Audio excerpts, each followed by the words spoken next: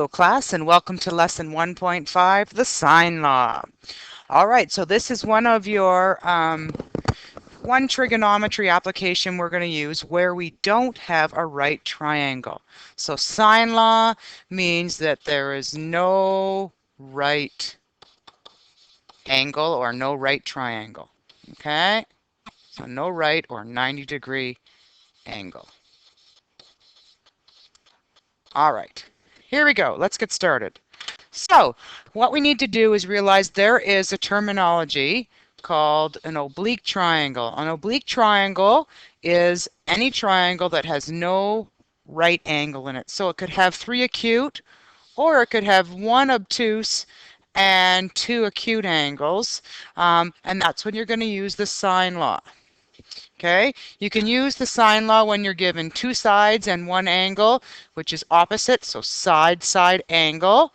What that would be looking like is if it was something like this and I gave you 5 centimeters, 10 centimeters, and then maybe the angle here was given that was 22 degrees. That's one case where you're given it.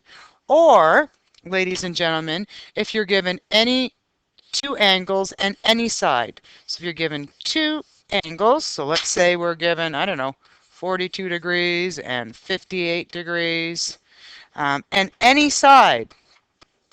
So this could be 14 meters. Remember, folks, that if you know 2 sides of any 2 angles in any triangle, you can find the third. So to find the third angle, you would take 180 degrees, subtract 42 degrees, subtract 58 degrees. Let's just plug that in our calculator quickly. So we turn it on, we go 180, subtract 42, subtract 58, and you should get 80 degrees. That can be useful when you need to find a match. Okay? So in order to do this, the sine law consists of ratios with each side compared to the sine of its angle. And we're going to do what's called look for a match.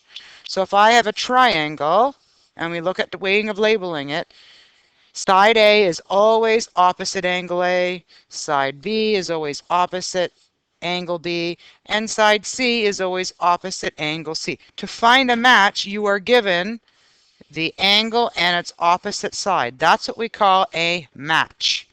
Okay? And although in the sine law, ladies and gentlemen, they give you 3 ratios because there's 3 sides, quite often we're only going to use 2 out of the 3. So what does that mean? We're going to be looking like something like this, and we're going to use proportional ratios. All we need to do, guys, is to fill in 3 of the spots and solve for the 4th. Okay, it's usually easier to put what you're looking down in the numerator. So what you're looking for in the numerator. Let's try this example here, ladies and gentlemen. So example 1, it says, determine the value of A in triangle ABC. So what I'm going to do is say A over the sine of A, and then I'm going to equal it to what part of my triangle has the match information. So again, I recognize here that this is my match.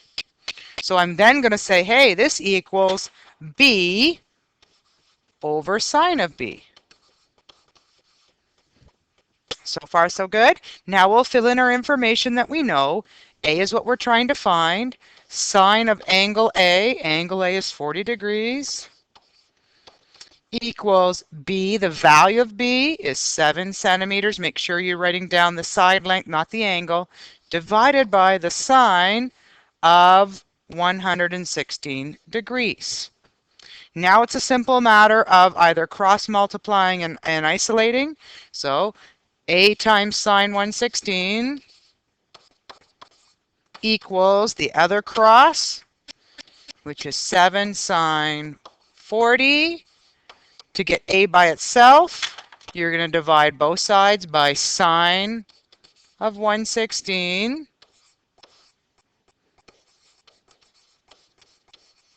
Okay, that cancels out.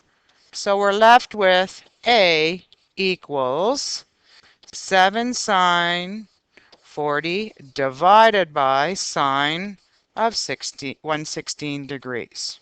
Okay, I would like you to plug that all in your calculator at the same time, and you'll probably arrive at 5.0 as your answer, and our units are centimeters. Now, ladies and gentlemen, you may remember that there's a shortcut way of doing this, so if I just go over here and show you this, might just help you save a line or two so you're not so confused.